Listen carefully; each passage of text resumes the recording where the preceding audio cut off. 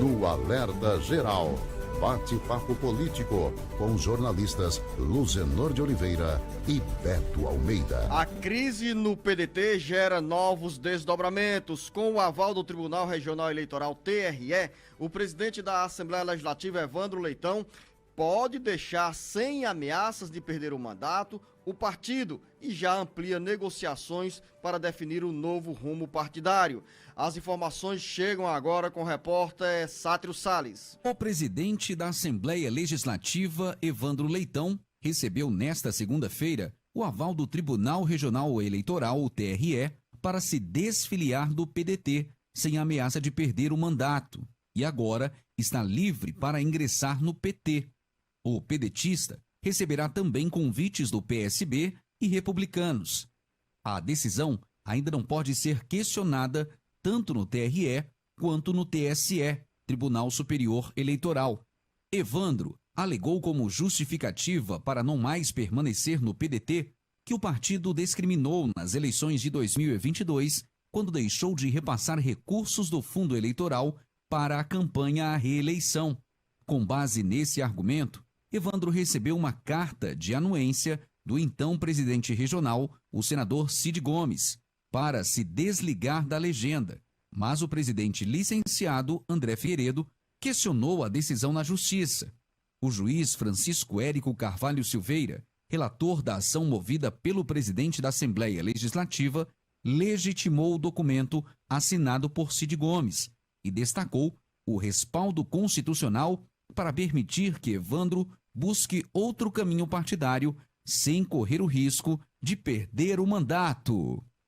Com redação do site Ceará Agora, para o Alerta Geral, Sátiro Salles. Tem mais sobre esse assunto, Sátiro Salles. O presidente da Assembleia Legislativa, Evandro Leitão, comemorou a decisão do TRE que o permite sair do PDT sem prejuízos ao mandato e anunciou nesta segunda-feira que irá definir com cautela e prudência qual rumo partidário irá adotar. Evandro classificou a decisão judicial como fruto do bom senso e da democracia. Abre aspas. A decisão do TRE Ceará desta segunda-feira foi uma vitória do bom senso e da democracia, disse Evandro, para quem a Justiça Eleitoral compreendeu de forma unânime que o seu pedido de desfiliação do PDT é legítimo por estar respaldado na carta de anuência referendada pela maioria do diretório estadual do partido. Segundo ainda Evandro Leitão, a decisão do TRE teve por base os fatos que comprovam que ele, Evandro Leitão, fora tratado com discriminação pelo PDT nas eleições de 2022, ao ter sido excluído do grupo de parlamentares que recebeu verbas do fundo eleitoral. Evandro alega com provas que simplesmente não recebeu nenhum centavo na campanha da reeleição. Dinheiro que é do fundo eleitoral e que deve ser repartido entre os candidatos. Jornalista Beto Almeida, essa decisão do Tribunal Regional Eleitoral que você antecipou nessa segunda-feira aqui no Jornal Alerta Geral, quando disse que o parecer da Procuradoria Regional Eleitoral já era favorável à saída de Evandro Leitão do PDT, é mais um capítulo nessa guerra interna que gera também expectativas sobre os destinos a serem definidos pelo grupo que tem 10 deputados estaduais, 5 deputados federais e na linha de frente está o senador Cid Gomes, que nesse momento amarga a derrota com a imposição, com a decisão da Executiva Nacional do PDT em intervir no Diretório Estadual do partido no Ceará. Jornalista Beto Almeida, bom dia. Beto Almeida, a análise política com credibilidade e isenção. Bom dia, Luzenor. Bom dia novamente aos ouvintes. Bom, é uma vitória sem dúvida para o presidente da Assembleia Legislativa, Evandro Leitão. Foi por unânime e principalmente depois da intensificação desse racha entre os dissidentes do PDT. Então, a decisão, ou pelo menos a conclusão do TRE é de que ele está sim liberado. E o que prevaleceu aí, Luzenor, não foi nem tanto aquele argumento de que o Evandro disse que foi discriminado durante a campanha eleitoral, onde não chegou a sequer receber verbas do partidária para poder desenvolver melhor sua campanha. E o TRE considerou, inclusive, que isso não foi o peso, inclusive porque ele foi o segundo deputado mais votado, atrás apenas do Carmelo Neto. O que pesou de fato mesmo para essa decisão do TRE favorável ao Evandro foi exatamente aquela carta de anuência dada pelo diretório estadual, comandado então ainda pelo Cid Gomes, e isso sim é que levou a corte, o pleno do TRE, a decidir que Evandro está liberado para deixar o PDT sem correr risco de perder o mandato. Esse foi o entendimento. O que significa dizer o seguinte, que poderá haver ainda algum questionamento por parte, por exemplo, da atual direção nacional do PDT? Sim, na época que foi dada essa carta de anuência, o próprio André Figueiredo disse que essa medida seria nula, porque no entendimento dele, o regimento interno do PDT diz o seguinte: carta de anuência é uma decisão que cabe ao Diretório Nacional, que nenhum diretório estadual está habilitado para dar essa carta de anuência. O que significa dizer isso agora, diante dessa decisão do pleno do TRE liberando o Evandro para seguir o seu caminho político? É que, na realidade, André Figueiredo pode ainda questionar essa decisão, entrando com recurso ainda no próprio TRE e ainda depois também recorrendo ao TSE. São ações que a gente acredita que possam vir a acontecer, embora André Figueiredo não tenha se manifestado ainda sobre isso. Quanto a Evandro Leitão, os caminhos agora estão livres, ele disse agora que vai ter tempo para poder, de certo modo, avaliar as ofertas que ele tem, os convites que ele tem, como por exemplo para o próprio PT, para o PSB, o que não falta são convites. O fato é, Evandro Leitão hoje está, de certo modo, com o seu horizonte mais clareado, mais tranquilo em relação a esse projeto político que ele tem de sair candidato às eleições municipais do ano que vem aqui na capital. Embora você diga que não foi tida como relevante essa parte em relação ao que o Evandro disse de ter sofrido discriminação na partilha dos recursos do fundo eleitoral em 2022, é bom dizer, jornalista Beto Almeida, que esse aspecto, a decisão do PDT em não repartir com o Evandro Leitão a fatia do fundo eleitoral que o proporcionaria realizar a campanha até de forma mais abrangente, e esse argumento vale para qualquer um que acaba sendo discriminado, esse fato simplesmente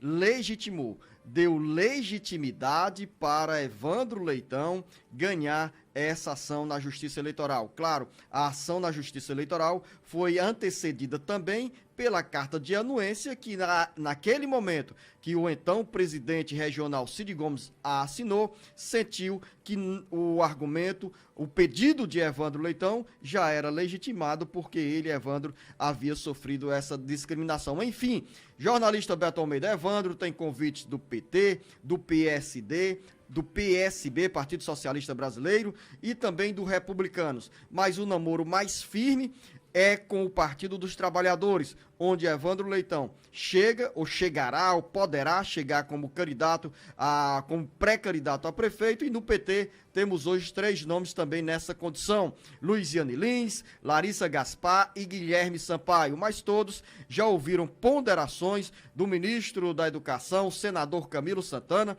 e também do próprio Evandro, do próprio governador Elmano de Freitas, sobre a importância do PT acolher e acolher bem Evandro Leitão dentro de um projeto que pode mudar os rumos políticos e administrativos da cidade de Fortaleza. Exatamente isso, Luciano. Agora, é óbvio que essas negociações já estão, não é só agora no campo das ideias, elas estão de forma muito concreta já acontecendo. Então há essa expectativa de que possa, logicamente, haver essa ida do Evandro para o PT. A própria filiação dele, a discussão em si, já indica que esse cenário não é de todo impossível, embora a deputada federal e ex-prefeita Luiziane Lins continue dando sinais evidentes de que é pré-candidata, inclusive semana passada esteve com o governador Elmano Freitas, reunida a sós, ela e o governador, e saiu de lá dando sinais, Luzenor, de que não quer abrir mão dessa posição que ela tem hoje de pré-candidata à Prefeitura de Fortaleza. Mas isso daí são negociações, são conversas que vão continuar se intensificando. O principal empecilho nesse momento, de fato, era essa questão da liberação de Evandro Leitão pela Justiça Eleitoral sobre a liberdade que ele teria para deixar o partido sem risco de perder o mandato, porque o entendimento é esse hoje. O mandato não pertence ao parlamentar, pertence ao partido. Então, como há esse entendimento de que ele está livre, o caminho para as negociações agora correm mais soltos, vamos dizer assim. Ainda sobre essa crise no PDT, a gente volta a falar sobre as consequências para o partido nas eleições de 2024. Nós já estamos nos preparativos da disputa pelas prefeituras e muitos prefeitos que hoje estão filiados ao PDT poderão migrar para outro rumo partidário, tanto quanto pré-candidatos a prefeito que estão ali ligados aos deputados estaduais e deputados federais que se preparam para deixar o PDT. Daqui a pouco, muito mais para você, ouvinte internauta. O Ceará, Brasil e mundo ligados no jornal Alerta Geral. Alerta Geral.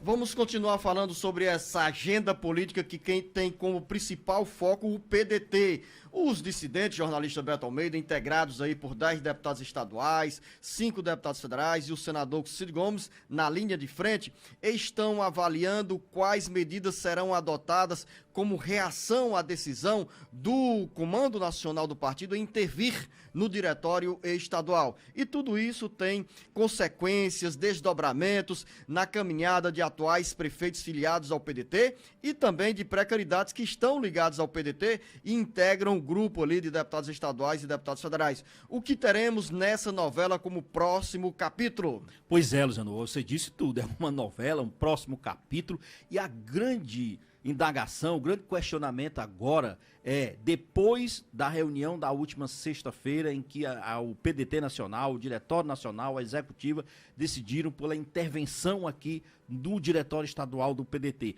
Como fica Cid Gomes e seu grupo de aliados, seu grupo dissidente? Bom, o senador Cid Gomes reuniu ontem, Luciano, esse grupo no seu apartamento, não foi na sede do PDT. Reuniu aqui no seu apartamento aqui em Fortaleza. E lá, o entendimento dele é o seguinte: Cid vai continuar ignorando a decisão do Diretório Nacional pela intervenção. Ele convocou, inclusive, uma reunião do Diretório aqui no Ceará para a próxima semana, tá? E ele diz o seguinte: por que esse entendimento? Ele entende que toda o que foi a decisão tomada pela intervenção na semana passada pelo PDT foi uma ação ilegal. Ele diz que continua prevalecendo a tese dada aqui pela grande causa da Justiça Estadual, que ele diz que foi mantido no cargo por uma decisão da Justiça. Então ele diz que até dezembro é o presidente do Diretório Estadual.